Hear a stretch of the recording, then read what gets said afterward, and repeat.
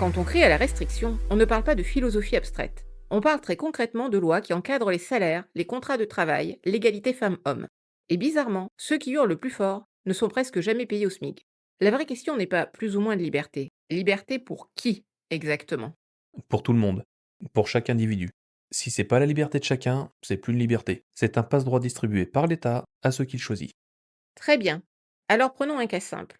Tu acceptes qu'une aide-soignante qui passe ses nuits au chevet des gens soit payée deux, voire trois fois moins cher qu'un trader qui joue en salle de marché, même si l'hôpital de ta ville s'effondre sans elle? Et si le marché continue de la sous-payer, tu considères que c'est normal? Même si ça décourage des vocations, même si ça fragilise l'hôpital. Oui ou non? Oui, un métier peut être vital et moins payé si sa valeur économique est moindre. Les salaires reflètent la rareté, le risque, la demande mondiale. Le trader fait bouger des capitaux gigantesques. L'aide-soignante, non.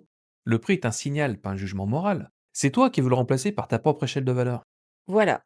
Ce signal n'est pas tombé du ciel. Il est produit par une société donnée, avec ses hiérarchies. Et, étrangement, ce sont toujours les mêmes métiers qui restent coincés en bas. Les métiers très féminisés, le soin, l'accompagnement, tout ce qui tient les gens debout.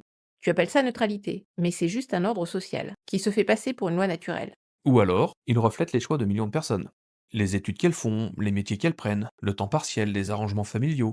Tu transformes tout ça en domination structurelle pour éviter de parler de responsabilité individuelle. Des choix fabriqués par des années d'éducation différenciées, de stéréotypes, de pression sociale. Quand ce sont massivement les mêmes qui arrivent avec moins de réseau, moins de marge, plus de charges domestiques. Leur liberté contractuelle n'a rien de symétrique. Un contrat entre deux positions inégales, ce n'est pas neutre. C'est une négociation sous contrainte. Et tu penses qu'une administration va mesurer ça mieux que les acteurs eux-mêmes? Tu veux confier les salaires à des commissions, à des gens qui ne prennent ni le risque ni la responsabilité, mais décident depuis un bureau? Je dis qu'un cadre collectif vaut mieux qu'un système qui reproduit les mêmes hiérarchies en se prétendant neutre. Refuser d'intervenir, ce n'est pas s'abstenir. C'est valider l'ordre existant, bonus compris pour certains, SMIC éternel pour d'autres. Tu refuses le marché dès qu'il ne produit pas le résultat moral qui te plaît.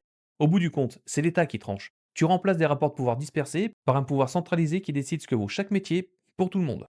Non. Je déplace une partie du pouvoir de négociation vers celles et ceux qui n'en ont quasiment pas. Tu appelles ça restriction. J'appelle ça une limite posée à la capacité d'écraser.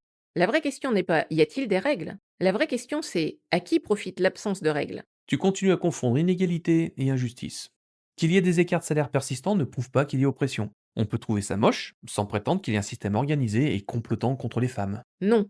Quand ce sont toujours les mêmes qui restent tout en bas, ce n'est pas un accident moche, c'est une hiérarchie. Tu l'acceptes au nom du marché. Tu appelles ça neutralité. Moi j'appelle ça un ordre où certains comptent plus que d'autres.